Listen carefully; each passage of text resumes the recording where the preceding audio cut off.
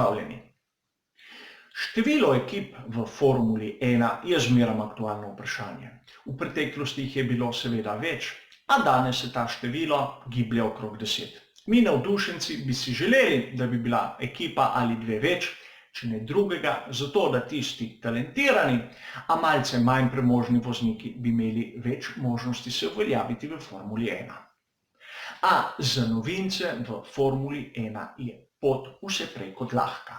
Obstaja ogromno preprek, ki marsikoga odvrnejo. Prva je zagotovo kader. Iz misli si moramo izbrisati tisto romantično podobo garažistov. To ime jim je nadel Enzo Ferrari. A če si mi predstavljamo, da bo danes nekdo z 2 ducatoma ljudi sposoben v neki garaži, lopi ali hali sestaviti bolid Formule 1, na katerega bo pritrdil ekvivalent Fordu Cosworthu, DFV in menjalniku Hewland in tako pogumno šel na osvojitev naslova svetovnega prvaka, pustimo. Časi so bili mimo in tudi takrat, konec 60. in začetek 70. to ni bilo res. Res, mnogi so tako začeli, a bilo je potrebno mnogo truda, vlaganj in, bom rekel, sreče, da mi je na koncu uspelo. Če pogledamo ekipo Haas, katera ne proizvaja nič, katera kupuje vse na tržišču, ima danes okrog 200 članov. Tisti kompletni konstruktori, kot na primer Ferrari ali Mercedes, jih imajo tam okrog 900, če ne že kaj čez.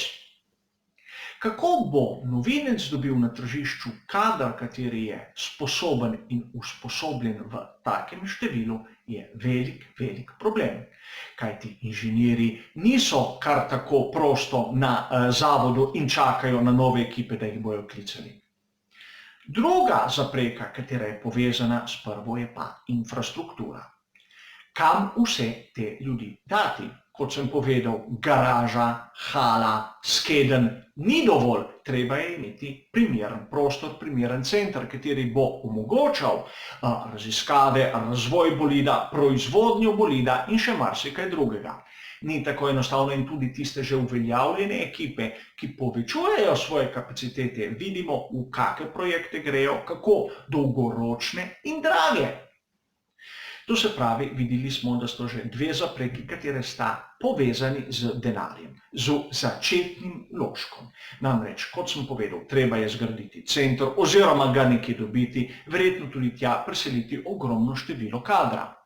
In to je povezano z denarjem, katerega pa te nove ekipe v 3 sezonah, v prvih 3 sezonah ne vidijo. Kajti pravilnik je tak, kateri pravi, da komaj v 4. sezoni, če so dobre, bi lahko te nove ekipe videle kaj od tega denarja, ki se ga ekipe Formule 1 razdelijo med seboj. Še ena zapreka, povezana tudi z kako so te nove ekipe zanimive za pokrovitelje. Bore malo, če smo iskreni.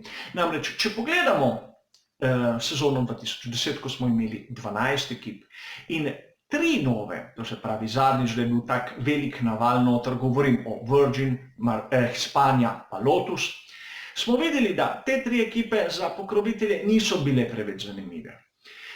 Od vseh 3 se je največ ohranila tista ekipa na začetku imenovana Virgin, nato Marussia in Manor, katera je tudi pokazala določene izjemne rezultate, a na koncu klavrno propadla. Tudi zadnja ekipa, ki je prišla v Formule 1, že prej citirani Haas, je komaj letos prvič imela glavnega pokrovitelja. Govorim v pretekliku zato, kajti ta njihov pokrovitelj je zdržal 2/3 sezone. In tudi drugo vprašanje, ti novinci, za koliko lahko prodajo ta svoj prostor, oglaševalni prostor na karoseriji, bistveno manj kot oni uveljavljeni. A prav ti novinci so tisti, ki morajo iz ničle vse izgraditi. In poglejmo drugi zorni kot, kaj si meni organizator. Je organizatorju bistveno samo, da ima kvantiteto ali gleda tudi na kvaliteto. Bodimo iskreni, mi navdušenci se zgražamo nad rezultati, ki jih dosega ekipa Williams v sezoni 2019. Kaj bi šele rekli, da bi bil nekdo še bistveno počasnejši od Williamsa, da bi imel težave s tistimi 107% v Q1. Seveda ne bi bili zadovoljni. In če pogledamo v tisto že prej citirano sezono 2010, te novinci so bili počasni. Torej tudi organizatorju ni da kar kogarkoli spusti v Formulo 1, kateri ne bo kos, ne organizacijsko in tudi ne tehnološko oziroma športno. In na koncu zadnji, ki si ne želijo novih ekip v Formuli 1, so sedanje ekipe Formula 1. Namreč, kot sem že povedal, prvim 10 se deli ta denar z televizijskih pravic. No, ukolikor dovolijo 11., 12., 13. mogoče, tisti zadnji bojo ogroženi. Williams zagotovo bi bil proti letos, da bi prišli novinci, kateri bi ga lahko spodnesli z tistega zadnjega mesta, ki še prinaša denar.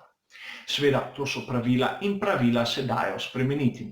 A nekako to je nek hiter pogled, zakaj kar tako enostavno ni dobiti novo ekipo v Formuli 1.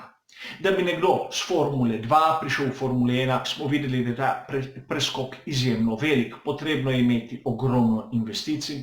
In če pogledamo tudi tisti globalni konstruktorji avtomobilske industrije, bomo rekel resne znamke, so bolj modre, ne začnejo iz nule, raje počakajo, da gre kaki ekipi slabo, jo nato kupijo in preimenujejo, a to ni nova ekipa.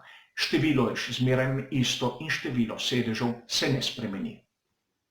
V glavnem menim, da v kratkoročnem obdobju novih ekip v Formuli 1 ne bomo videli, kajti ne vidim na obzorju nekoga, ki bi imel tehnološke kapacitete se kar naenkrat vključiti v ta boj.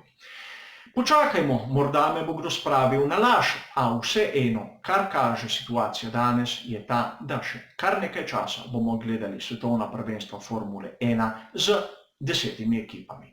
Hvala za vašo pozornost in nasvidenje.